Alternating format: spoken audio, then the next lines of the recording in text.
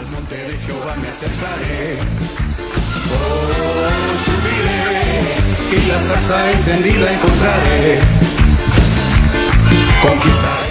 Seguimos con la secuencia de los temas de las 12 puertas. Si usted ha seguido la secuencia de la temática, ahora estamos en la puerta del ángulo o la puerta de la esquina, que es figura de la unidad, que en el segmento anterior empezamos a desarrollar. Quiero hacer una pausa para saludar a todos los hermanos que nos sintonizan en México, en Centroamérica, Suramérica y aún aquí en Estados Unidos. Hermanos, reciban un saludo de mi persona y de nuestro pastor Jorge Fuentes. Gracias por su sintonía. Y estábamos hablando acerca de la puerta de la esquina, que nos habla acerca de la unidad.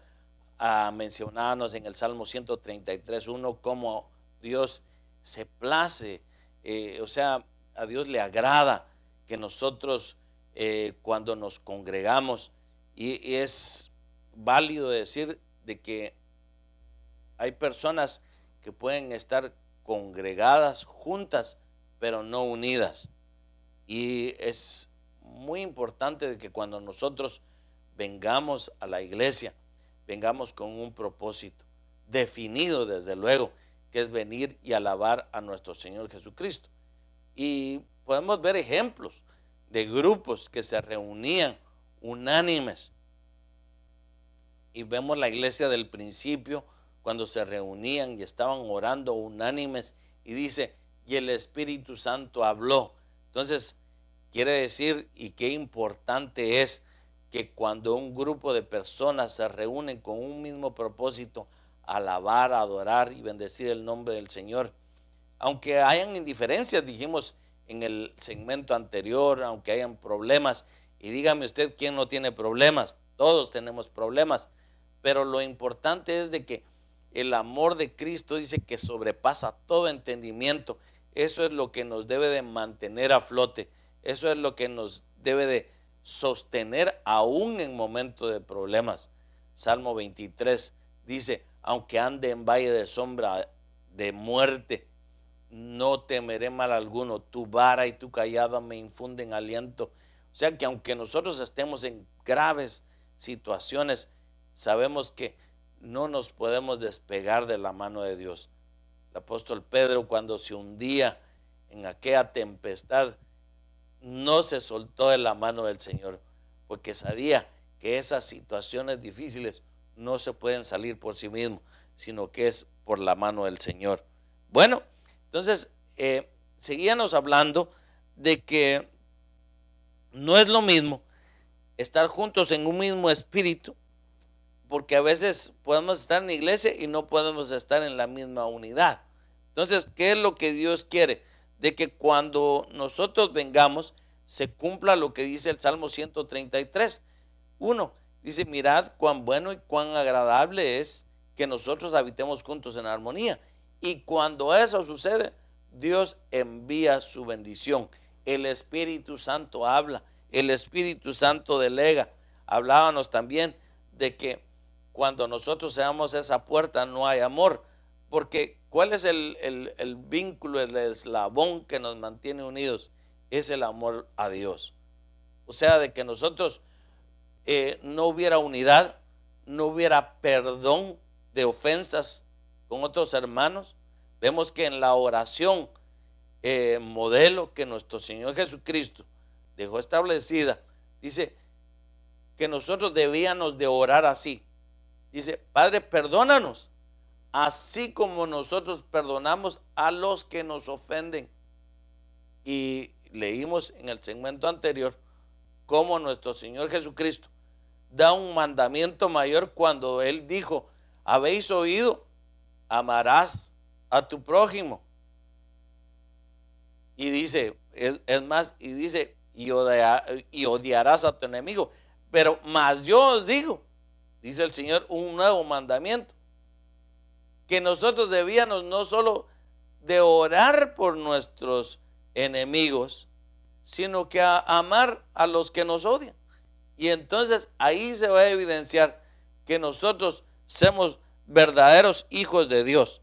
Y vemos nosotros también de que nuestro Señor Jesús nos da una clave aquí, que dice, para que todos sean uno, como tú, oh Padre, estás en mí y yo en ti, también ellos estén en nosotros, para que el mundo crea que tú me enviaste. ¿Cómo el mundo va a saber de que nosotros en alguna forma somos enviados de Dios a proclamar las buenas nuevas? Porque existe unidad en nosotros, unidad de amor. Veámoslo, nosotros somos el ejército de Cristo. Y veámoslo en un ejército literal. ¿Qué es lo que existe en un ejército literal de unidades del ejército? Que en ellos hay unidad. Por eso de ahí se sacó la palabra de que un grupo de soldados es una unidad. ¿Qué quiere decir? Que ellos trabajan como uno, con un solo propósito, tienen una sola meta, vencer al enemigo. Y eso es lo que nosotros debemos de aplicar como cuerpo de Cristo, como unidad. Digamos, si nosotros pudiéramos hacer una alegoría con respecto a un ejército literal, el cuerpo de Cristo tiene que ser una unidad, un batallón que trabaja con un mismo propósito, expandir el reino de Dios en esta tierra, manifestar el amor que Dios ha derramado en nuestras vidas, salvar al perdido, ir aún por el más vil pecador. Eso sería trabajar en unidad, trabajar en un grupo. Y vemos que en el ejército literal, el que va a la retaguardia le va cuidando las espaldas al que va al frente. Entonces lo mismo tiene que ser en el cuerpo de Cristo. No tienen que haber disensiones porque el pastor eligió a tal o cual hermano si yo tengo más capacidades intelectuales que la otra persona. Pero veamos que Dios no se fija en eso. Dios se fija en qué tanto nosotros le amamos. Las capacidades, los intelectos, Dios los puede usar, claro que los puede usar, pero se va a evidenciar más el amor, porque aquí leíamos de que cómo se va a manifestar, o más bien, cómo Cristo manifestó que Él había sido enviado del Padre, porque Él mantenía la unidad. ¿Sabía mi Señor Jesús que Judas era el que lo iba a traicionar? Claro, la palabra de Dios dice que desde el principio nuestro Señor Jesús sabía quién lo iba a traicionar. Pero ¿qué hizo Él? Él mantuvo la unidad de sus discípulos, le dio la oportunidad a Judas hasta el último momento. Entonces yo creo que eso es lo que nosotros debemos de practicar en la unidad. ¿Por qué muchas veces en la iglesia no existe esa unidad? Porque posiblemente podemos ver un hermanito que tal vez acaba de recibir al Señor y todavía no anda caminando bien en los caminos del Señor, y vemos un error, vemos una falta y lo empezamos a catalogar como carnal, en lugar de que nosotros, tal vez ya siendo más espirituales, lo podamos instruir mejor en el camino. Tal vez nos ofendió y nosotros de corazón no lo perdonamos, pero veamos qué dice la palabra, que si nosotros traemos nuestra ofrenda al altar y ahí nos recordamos que alguien nos ofendió, dice, deja ahí tu ofrenda, ve a ponerte a cuentas con la persona para que tu ofrenda sea acepta. Esa es la unidad, que muchas veces podemos tener un mal encuentro con un hermano y decir, no lo perdono o me molesta, pero sin embargo podemos ir al altar y presentar esa ofrenda. La palabra de Dios dice que esa ofrenda no va a ser acepta. ¿Por qué? Porque la palabra nos dice, deja ahí tu ofrenda, ve a ponerte a cuentas con el que te ha ofendido. Y alguien pudiera decir, bueno, pero él fue el que me ofendió a mí, no yo a él. Bueno, ahí es donde se muestra la unidad, el amor. Y si esa persona reconoce su error, tarde que temprano vendrá y le dirá, hermano, yo soy el que le debo pedir perdón. Pero gracias porque usted fue conmigo y eso me hizo recapacitar y poder volver en mis sentidos, y por eso yo vengo y le pido perdón. Eso es la unidad de la fe. Y vemos nosotros de que el amor al discipulado, mi Señor Jesús tiene el amor vertical, que es el amor a Dios, que es incondicional hacia nosotros. Y esa puerta está abierta. Porque dice la palabra, de tal manera amó Dios al mundo. Y alguien se pudiera preguntar, bueno, ¿desde cuándo me amó Dios? Bueno, nos amó desde cuando andábamos hundidos en el pecado. Desde ahí nos amó. Porque Él envía a su Espíritu Santo para que nos empiece a redarguir de pecado y que un día nosotros podamos llegar al arrepentimiento. Por eso alguien pudiera decir, bueno, yo un día acepté a Cristo porque fue a la iglesia. No, el Espíritu Santo ya le venía redarguyendo de pecado desde hace tiempo, hasta que lo llevó a un lugar, ya sea por casualidad, por invitación, por curiosidad, pero el Espíritu Santo lo llevó para que usted reconociera a Cristo como Salvador, pero porque el Espíritu Santo ya había estado trabajando en esa persona. Y luego está el amor horizontal hacia con los hermanos. O sea que el amor vertical hacia Dios, el amor de Dios para con nosotros es incondicional. Dios nos ama sin esperar de nosotros ese amor recíproco. Pero si nosotros ya hemos creído en el Señor Jesús, si nosotros ya hemos estado creciendo en fe, nosotros ya podemos ser recíprocos a ese amor que nos da. Porque usted sirve en la iglesia, porque usted diezma, porque usted ofrenda, porque usted testifica, porque nosotros trabajamos en la obra, por el amor a Dios.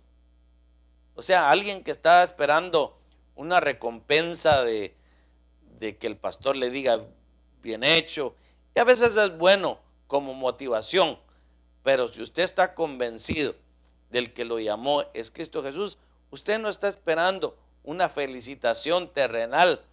Más bien, pongamos un ejemplo. Es como yo le puedo decir a mi hijo, barre la casa. Y como él es mi hijo, va a barrer la casa sin esperar ningún pago. ¿Por qué? Porque él lo hace por amor, porque sabe que yo soy su padre y él es mi hijo. Él no espera recompensa. Él no espera que yo le diga bien hecho, mal hecho. No, él lo hace por amor a mí, porque yo soy su papá. Entonces lo mismo es en la obra. ¿Por qué nosotros trabajamos? Por el amor que le tenemos a Dios. Porque la palabra de Dios dice, Él nos amó primero. Entonces, como sabemos que Él nos amó primero, entonces ese amor ya tiene que empezar a ser recíproco. Ya tenemos nosotros que empezar a evidenciar ese amor que Él ha derramado en nosotros. Y por eso podemos servir. Ese es el amor vertical. Y desde luego, esta puerta siempre tiene que estar abierta. Cuando usted viene a la iglesia, y déjeme decirle, posiblemente alguien no se puede acercar muy abiertamente a Dios. ¿Por qué? Porque tal vez tuvo una niñez triste, nunca sintió el amor de su padre, nunca sintió un abrazo de su padre, y eso le estorba porque cree que Dios es así. Muchas personas creen que Dios está desde los cielos mirando a ver qué persona ahí en la tierra está cometiendo un fallo para mandarle un castigo. Dios no es así. La palabra de Dios dice que Dios es grande en misericordia, no queriendo que nadie perezca, sino que todos lleguen al arrepentimiento. Entonces, ¿qué es lo que Dios quiere? Que nosotros recapacitemos, que volvamos en sí, que podamos darnos cuenta de nuestro error. Cuando Dios hace una pregunta, no es que Él esté buscando nueva información de nosotros, sino que prácticamente nos quiere ubicar. Veamos el ejemplo de Adán. Cuando Adán, ese amor intenso que tenía a Dios, lo había cambiado por el amor de Eva, le pregunta, Adán, ¿dónde estás? La pregunta sería, ¿No sabía Dios dónde estaba? Claro que sabía. Lo que Dios le estaba diciendo a Adán: ubícate, ¿dónde está tu amor para conmigo? ¿Dónde estás? Como que le dijera: ¿dónde está tu amor hacia mí? Que te has desubicado, has puesto otros intereses en lugar de ese amor vertical para conmigo. Y luego vemos lo que sucede, que Adán se da cuenta y le dice, bueno, y empieza a echar culpabilidades a otra. Bueno, no es el tema, pero veamos el amor horizontal, el amor hacia los hermanos. Esta puerta también debe estar abierta, porque vemos nosotros, dijimos en el segmento anterior, que nosotros tenemos que alcanzar la unidad de la fe. ¿A qué venimos a la iglesia? ¿Venimos con un mismo propósito? ¿O hay personas que vienen con otros intereses muy ajenos a los de la unidad de la fe? Hablamos acerca del conocimiento del Hijo de Dios. Mucha gente dice, no, yo desde mi casa puedo leer la Biblia. Bueno, ese era el caso de un eunuco que iba caminando por el desierto y viene un hombre de Dios y le pregunta, ¿entiendes lo que lees? Y él dice, ¿cómo lo voy a entender si no hay quien me lo explique? Vemos nosotros que Felipe estaba en una campaña y es llevado de esa campaña al desierto para que vaya con un eunuco que estaba leyendo la palabra de Dios y no la podía entender. Entonces ahí vemos la necesidad de que nosotros nos congreguemos en una iglesia con un pastor, con una cobertura que predica sana doctrina. ¿Para qué? Para que no solo tengamos unidad de fe, sino que tengamos conocimiento del Hijo de Dios, a manera de que nosotros conocemos más del carácter de Dios, conocemos más de la doctrina de Dios, nos vamos a enamorar cada día más de Él. O sea, cada vez que usted asiste a la iglesia, usted va a amar hoy más a Dios que lo amó ayer, y mañana lo va a amar con mayor intensidad que lo ama hoy. ¿Por qué? Porque va a descubrir cada día cuán grande es el amor de Dios para con nosotros. La palabra de Dios le va a revelar, es como las cartas paulinas, las cartas de amor que Dios tiene para con su iglesia, novia, esposa. Y es más, dice aquí que nosotros debemos de alcanzar, estoy leyendo Efesios 4:13, aquí entresacado, que debemos de alcanzar la estatura de varón perfecto, varón maduro. ¿Cuál es el varón perfecto? La madurez. El maduro es aquel que puede soportar, dice, los espirituales pueden sobrellevar las cargas de los débiles. Hay personas que se creen espirituales, y si una persona que tal vez no tiene mucho conocimiento de la palabra los ofende, ellos se sienten ofendidos en gran manera. Entonces, ¿qué quiere decir?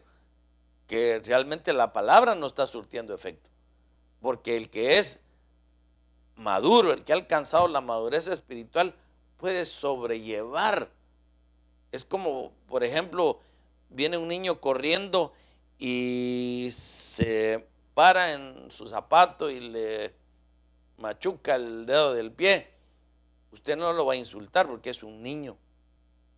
Usted lo va a perdonar porque el niño todavía no puede controlar la mecánica de su cuerpo.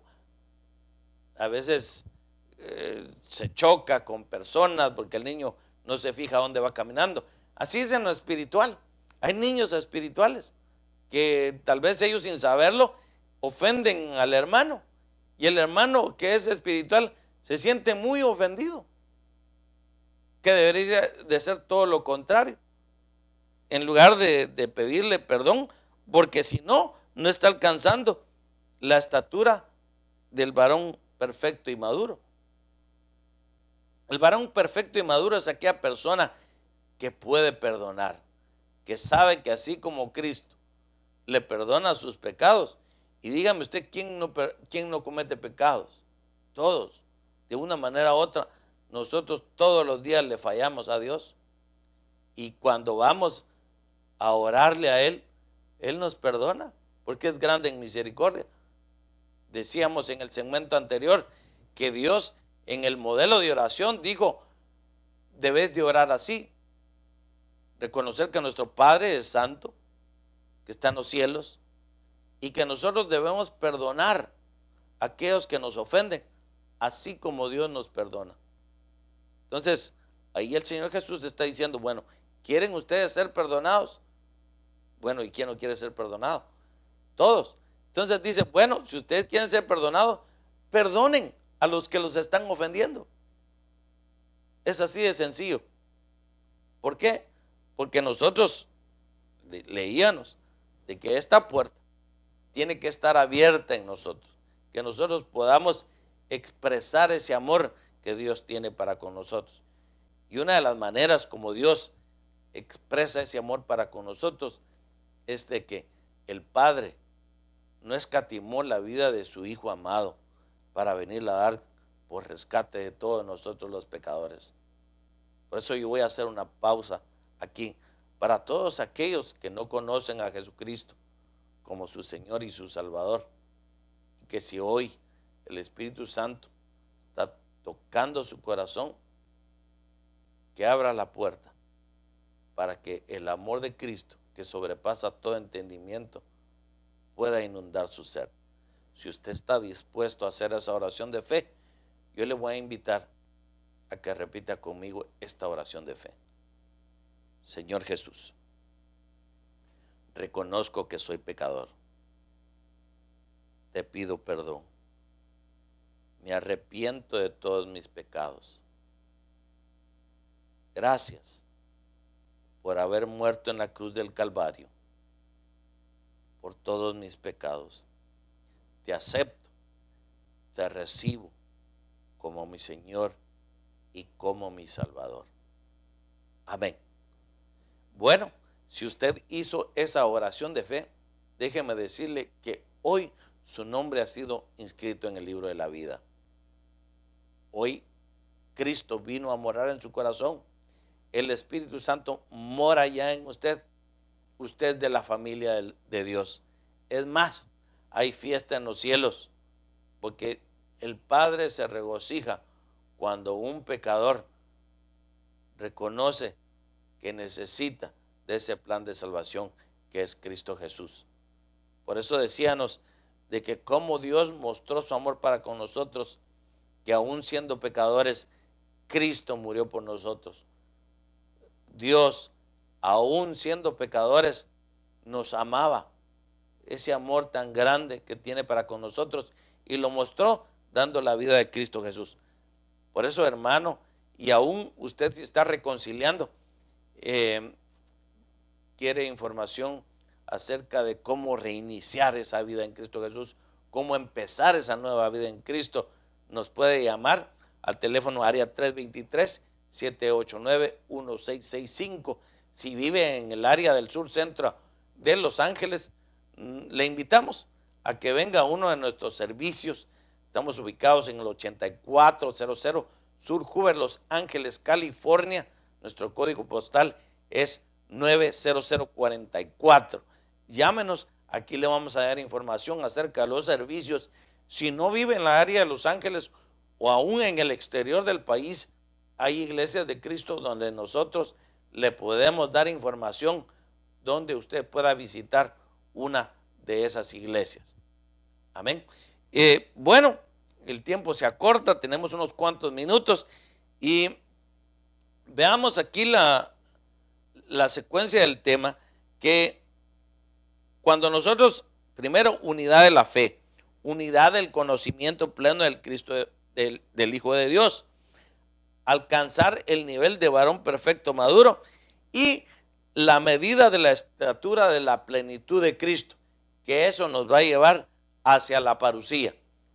¿Y cómo es la parucía? Bueno, en el Evangelio de Juan, capítulo 14, versículo 21, se ve claramente: el que tiene mis mandamientos y los guarda, ese es el que me ama. ¿Qué es tener los mandamientos? Tener los mandamientos no es sabérselos de memoria, porque le puedo yo decir que el diablo recita Biblia, pero está perdido. Lo que quiere decir aquí, el que guarda mis mandamientos, el que los tiene y los guarda, ese quiere decir aquella persona que por muy poco de Biblia, de doctrina que sepa, que la pone por obra. El Señor Jesús dijo que una lámpara no se puede poner debajo del almud, sino que una lámpara se pone arriba para que ilumine por todos lados. ¿Cómo se va a evidenciar que nosotros somos hijos de Dios? Porque guardamos la palabra, somos temerosos de Dios. Dice: el que tiene mis mandamientos y los guarda, ese es el que me ama. Y el que me ama será amado por mi Padre. Yo le amaré y me manifestaré a él. Podemos decir entonces de que si nosotros amamos intensamente a nuestro Señor Jesucristo, Él se va a manifestar a nuestras vidas. Y esa es la promesa que nosotros como hijos de Dios tenemos, que si nosotros irradiamos ese amor que Dios tiene para con nosotros, vamos a evidenciar que Cristo ha nacido en nuestros corazones. Bueno, si ha llegado el tiempo, damos gracias por la sintonía, hermanos. Esperamos verlos en una próxima ocasión.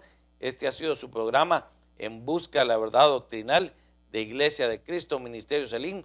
Reciban un saludo de nuestro pastor y cobertura, Jorge Fuentes. Hasta la próxima. Al monte de Jehová me acercaré, subiré, y la zarza encendida encontraré.